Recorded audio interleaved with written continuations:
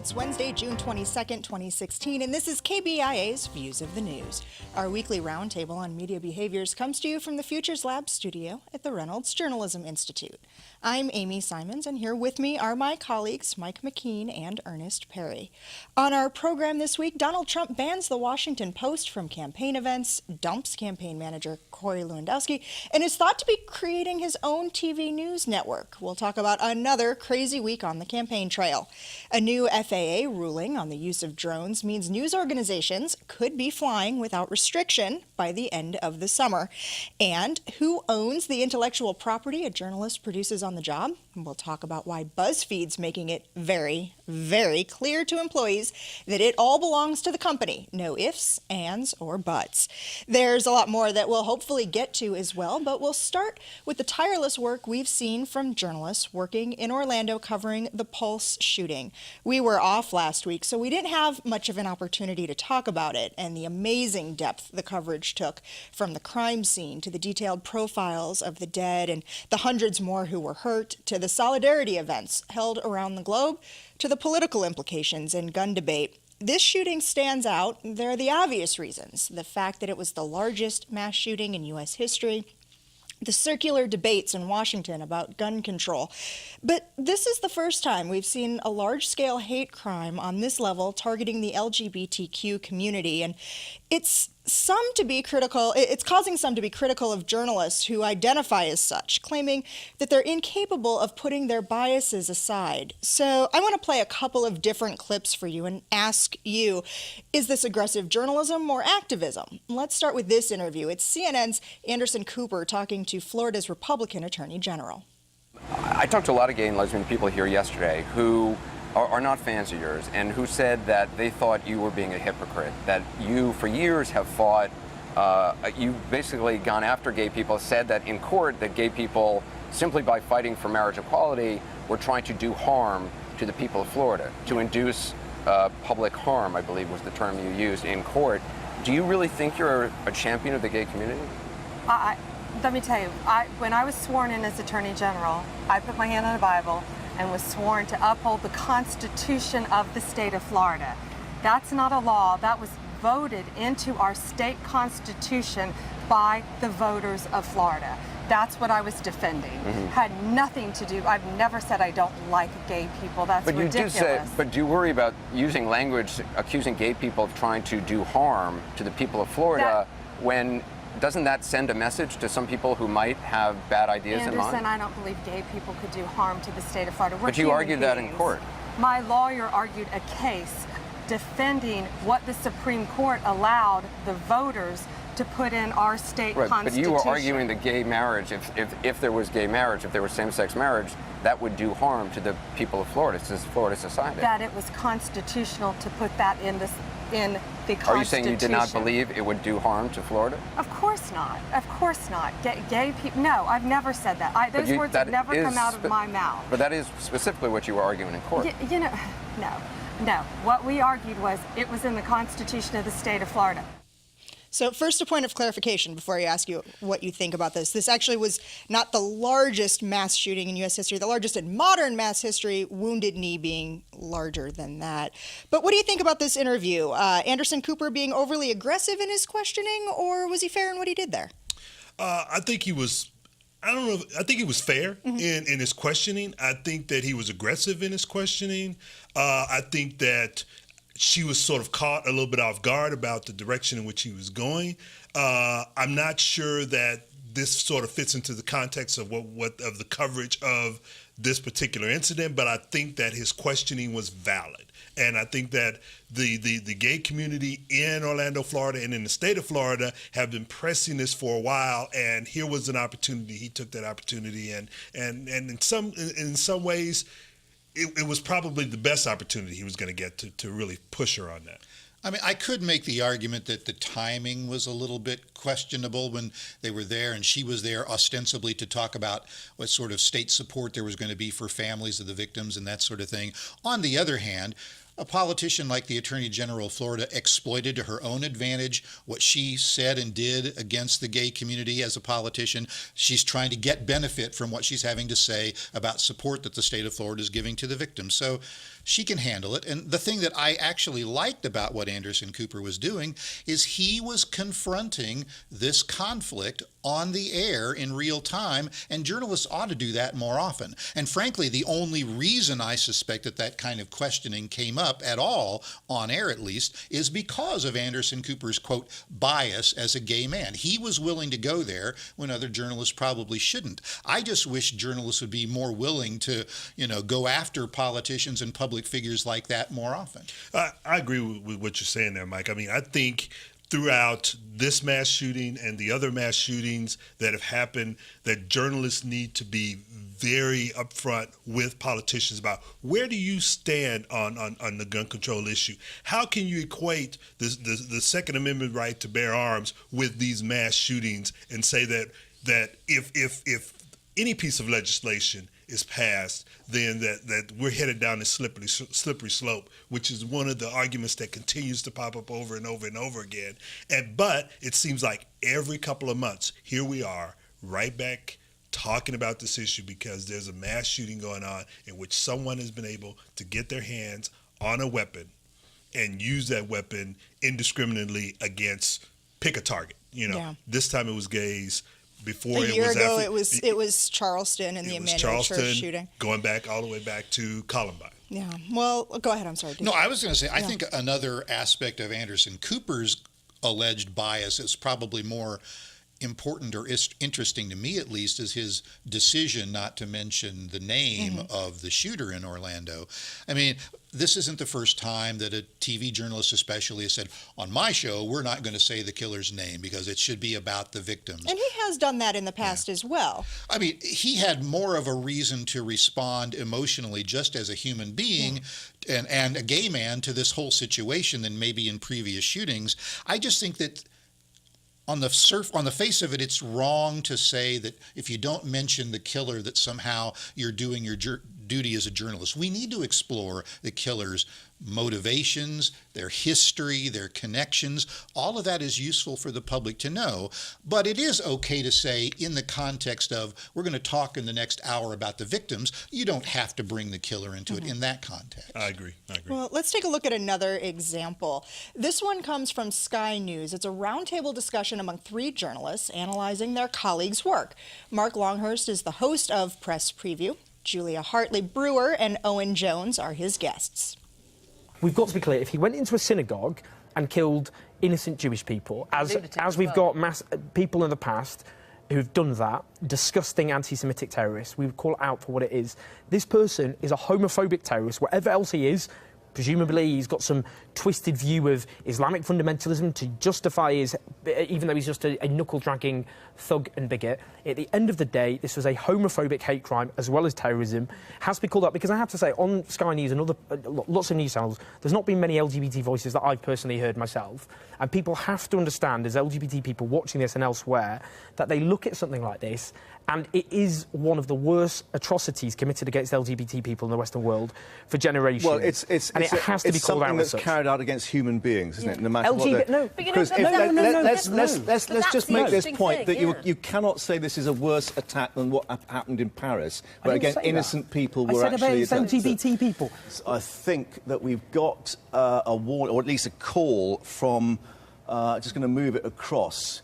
A spokesman for Stonewall saying that people would be feeling vulnerable and basically indicating. Are you going to have an LGBT voice talking about it? Interesting. Sorry? Nothing. Carry on. Go on. Owen, seriously. I've had enough of this. Let me go home. Sorry. Owen, no genuinely. way. We're trying to have a civilised conversation. I know you're upset. You're upset. I'm very upset. I'm quite right. Everyone's upset and angry about this, but storming off a TV set. So Jones, who is gay, stormed off the set in frustration that the others wouldn't acknowledge this as a hate crime against the community. I was away from the country last week. I wasn't able to get to see as much of the coverage as I would have wanted to, or at least access to American and European media. But let me ask you, Mike, was that a prevalent theme in a lot of what you saw, this reluctance to call it a hate crime? I think very early on there was some schizophrenia among the media about whether they labeled it as a shooting at a gay bar or against the LGBTQ community.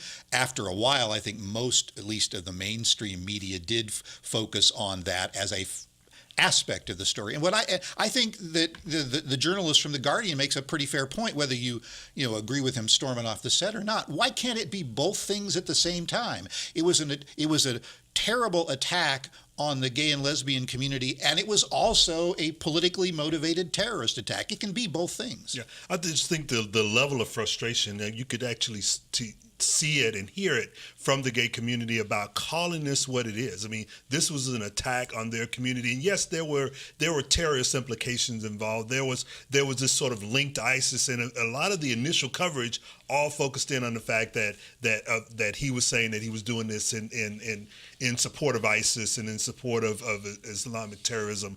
But then when the shift came, I think the media was slow to say, wait a minute, but this is also a hate crime. And I think that's really something that the media needs to figure out. How are we going to deal with this? How are we going to say this in all of these shootings? Because they are acts of terrorism. Whether you're talking about Islamic terrorism or you're talking about domestic terrorism, it is terrorism, and we need to point out who exactly are they going after. I guess, I hesitate most of the time about making broad statements about the media because very rarely can you make any statement about all of the coverage. I do think that fairly quickly most news organizations did focus at least part of their coverage on the fact that all of the people killed were at a gay nightclub. I do think, on the other hand, that it is true for critics who point out the fact that so little has been reported in the past by the media about previous attacks on LGBTQ people. I mean, there really has been very little coverage about how a lot of the conservative Muslim community also has a hatred toward gays, and the conservative Christian community has those same attitudes. Why shouldn't we be telling those stories? I mean, you get those stories if you go in depth into the media. There are stories online in blogs that cover those communities specifically. But when you talk about the mainstream media, I'm with you, Mike. I do have this problem with this blanket sort of the media aspect of it. But I think the mainstream media, shall we say, the mainstream media needs to do a better job of covering these specific communities in their lived experiences, the struggles that they have, the successes that they have. You don't see any of that. Now, all of a sudden, here comes the mainstream media when there is something horrible that happens. But they're not there when the successes are there, when the great things are happening there. I think there's a related point that you started to touch on with that caveat that you made as well. I mean, was it the deadliest mass shooting in American history? Well, it was the deadliest mass shooting by a single person in American history. And I do think there's something to be said about, interest groups coming out and taking advantage of the situation to sort of draw attention to other issues. On the other hand, how many of us really recall from American history any kind of stories about Black Wall Street in Tulsa or the East St. Louis massacres or Wounded Knee? When else are we going to get people to pay attention to those stories from history? Maybe the timing is suspect, maybe the motivations are suspect for some people, but those are legitimate stories. Well, also in the whole midst of that, at least right after it, now Congress is really talking about, wait a minute, we need to do something about gun. Now you're starting to have some bipartisan conversations about gun control. You have even some who have staunchly supported what the NRA has pushed, basically saying, whoa, wait a minute, we need to really start looking at this again. And at the same time, a few days ago, you had the Supreme Court comes out and sort of upholds a weapons ban that was instituted in Connecticut in response to the Newtown shootings. Yeah.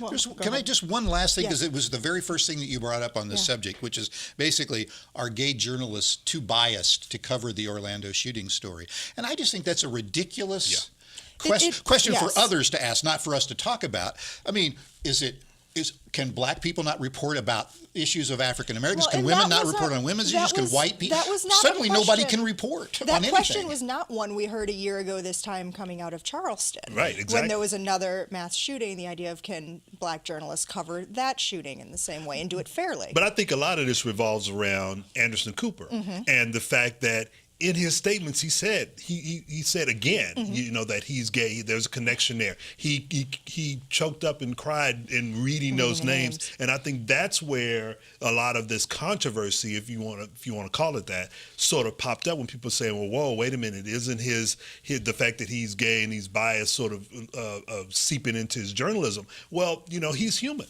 and sometimes.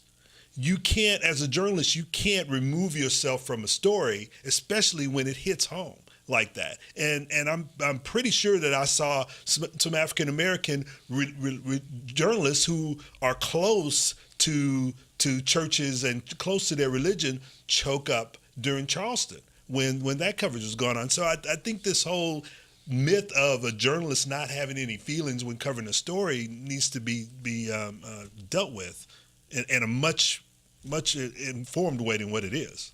Well, the timing couldn't have been worse for Orlando or Disney.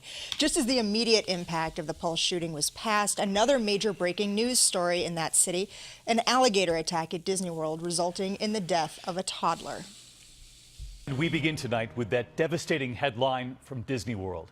We learned late today that the body of that 2-year-old boy pulled into the water by an alligator has been found. His body intact, found in the water. Authorities had said early today the attack was, quote, unsurvivable. It's believed the 2-year-old was standing in an inch or two of water and was snatched by that alligator just after 9 p.m. last night off this beach, his father trying to pry his boy away from the alligator. All day long, the desperate search in the water and from the air.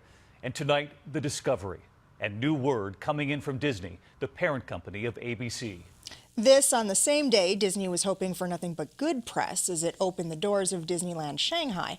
On Good Morning America, the crew was in China for the opening, and the big bosses taking advantage of corporate synergies to promote the new park. But those synergies sometimes have an effect on the way Disney covers Disney.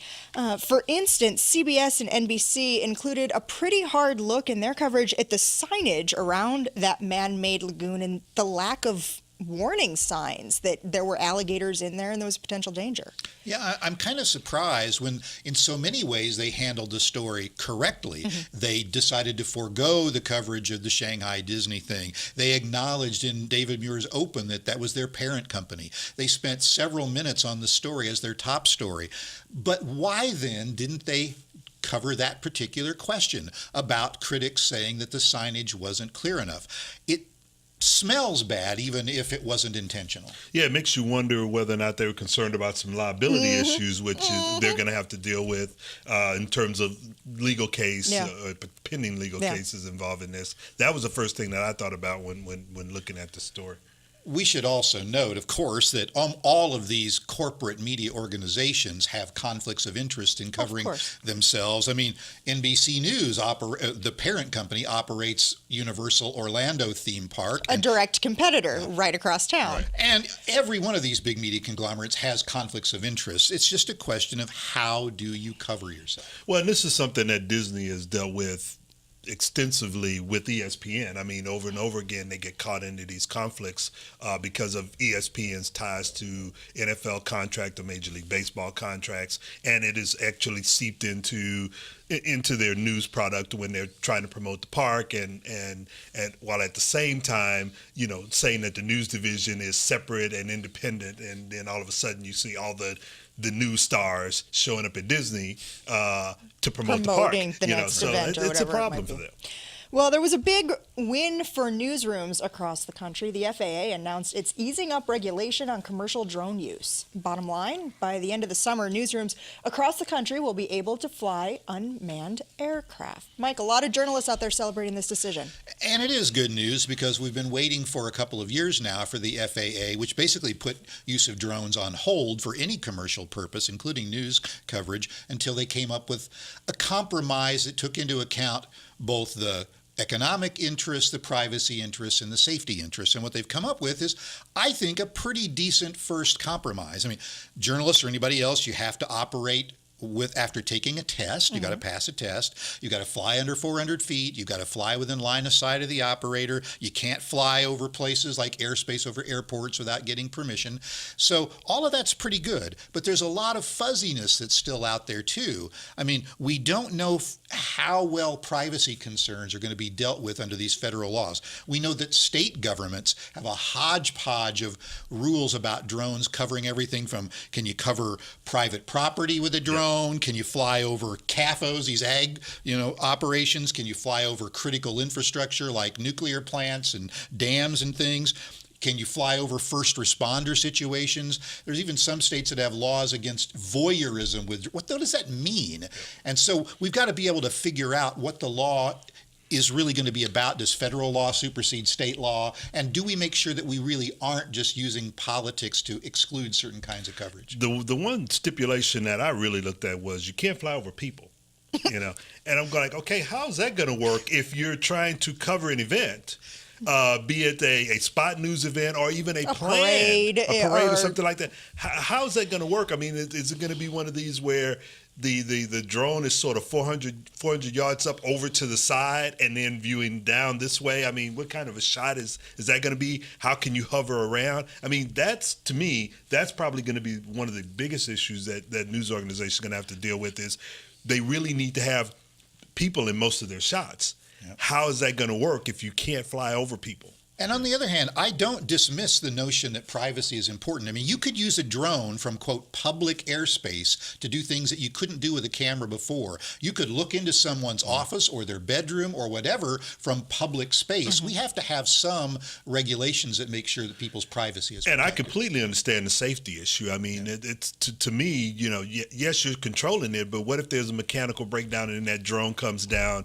It could damage property. It could hurt people. So I understand the whole propellers, right? Yes, exactly. Yeah. So let me ask you this, and I look at this and I think about it in the same breath as I think of virtual reality or VR technology, and that newsrooms are starting to use it a little bit more each day, but the technology is expensive. The public's access to be able to consume it not as widespread. How does this fall into the feasibility category of implementing this, and what are the practical uses? I think drones are much more feasible. One, think about how they replace fixed-wing aircraft or helicopters. You can record any kind of video, and you can put that online or on air very quickly, and it provides a perspective that people can't normally get. So I think it would be very popular very quickly if we had more drone coverage. No, I think Mike is absolutely right. I mean, and the fact that you can probably get to certain places a lot quicker than you could either by human, by foot, or by helicopter or something like that. So I think in that way it's going to be very helpful.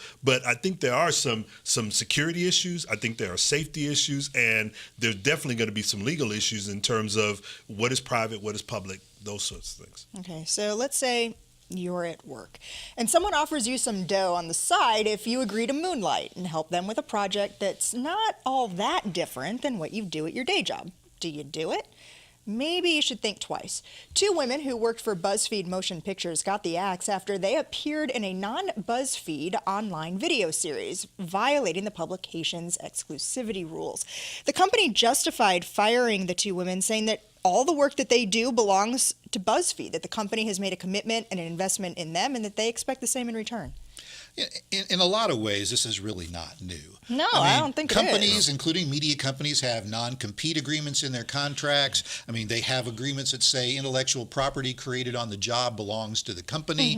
If it weren't the fact that it was BuzzFeed, I don't know that this would be that big a story. Creating any buzz. I think you're absolutely right. But I think what we're seeing here is that the millennials feel that anything that they do outside of work hours is their own private work, and that they can do whatever they want to, and they really don't understand that, whoa, wait a minute, if you're doing something that's even a little bit related to what you're doing at work, it belongs to the company. So I think this really is a generational thing. Is a lesson in adulthood. I think so. Okay. Well, another edition of Views of the News. Another week talking about the antics of Donald Trump. This week he fired Corey Lewandowski, his campaign manager, who has been accused in the past of manhandling reporters. He told CNN's Dana Bash he doesn't know why Trump fired him, but that he's proud of the work that he did for the campaign. Running against the corrupt Washington, D.C. establishment and political correctness has been something I've been proud to be a part of. Meanwhile, this comes days after the campaign pulled the Washington Post's press credentials. It wasn't that long ago that the Post was actually the Trump ally when he had that sit down in which he said that once he had nailed that nomination and secured it, that he was going to start to move more towards center and become the coalition builder.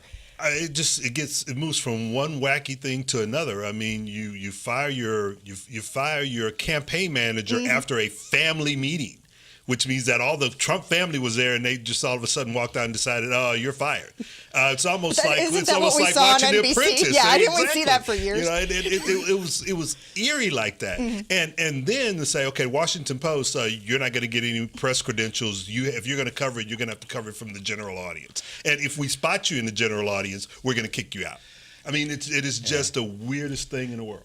Nothing about this campaign is normal. I mean, I resist attempts to say that it's the worst ever, because we can remember partisan politics at the beginning of this country's history that were every bit as crazed. But when he comes out today and says that Hillary Clinton is the most corrupt person who's ever sought the office of President of the United States, that's a sweeping generalization. This is going to be a pretty crazy contest. But seriously, I am concerned about Trump deciding to ban reporters from covering his events. Well, and now we're starting to see that there's even a little bit of a trickle-down effect with that local politicians are kind of taking his lead and thinking they can get away with the same thing. Well, the thing for me is, there is a little bit of, quote, culpability, unquote, on the Washington Post part. The headline that ostensibly caused Trump to ban them from campaign events was, Donald Trump suggests President Obama was involved with Orlando shooting. Now, that's going too far. Later, they changed it to Donald Trump seems to connect President Obama to Orlando shooting. That's exactly what Donald Trump said. And regardless, no candidate should be banning the press from covering his events because of their concern about one or a couple of stories. Well, I think you have two things going on here. Number one is that you have campaigns, and Donald Trump is probably the best, making that direct connection to his audience, direct connection to his constituents, and he's using that to his advantage, and other politicians are seeing that. However, what you may also see is that you have media who are basically ganging together and saying, wait a minute, in order to protect one of us, we're going to have to protect all of us. So you may have that going on as well. Does this hurt the Washington Post, or you think they're still going to be able to cover him just as they want? I think they're going to be able to cover him, and I think that the other media are going to rally, and you're already seeing a rally to the Washington Post's defense to say, wait a minute, you can't treat one of the stalwarts like this. It won't affect the coverage. It will play into this whole notion of we can't trust the media, and for certain Donald Trump voters or wannabe voters, that might be an important thing for them. Yeah. Okay, well, that music means we're pretty much out of time for this week. I'd like to thank you for spending the last half hour with us. You can read more about the topics we talked about today on our links blog. That's under the Programs tab at KBIA.org. Like us on Facebook or follow us on Twitter. Our handle there is @ViewsOnKBIA. These are all great ways to watch and listen to our program again, leave us comments or questions, see previews of what we'll be talking about next week, and more. Our thanks to RJI's Travis McMillan for directing today's show and to Pat Akers for handling the audio. I'm Amy Simons. Be sure to join us again next week when we're back with you for another edition of Views of the News.